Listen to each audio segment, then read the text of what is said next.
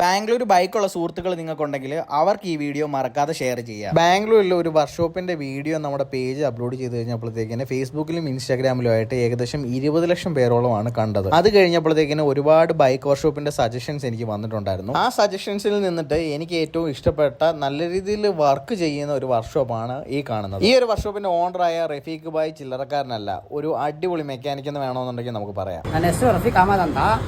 ನಾನು bike mechanics. ಈ ಥರ ನಮ್ಮ ಅಂಗಡಿ 9 ಗಂಟೆಯಿಂದ 9:15 ಬಂದಿರುತ್ತೆ. ಏನು ಪ್ರಾಬ್ಲಮ್ ಇದೆ ನಾವು ರೆಡಿ ಮಾಡಿಕೊಡ್ತೀವಿ. ಬೈ ಚಾನ್ಸ್ ಮಾಡ್ಕೊಡ್ತೀವಲ್ಲ, ಏನೋ ಪ್ರಾಬ್ಲಮ್ ಬಂದಾಗ ನಾವು ಬಂದು ರೆಡಿ ಮಾಡಿಕೊಡ್ತೀವಿ.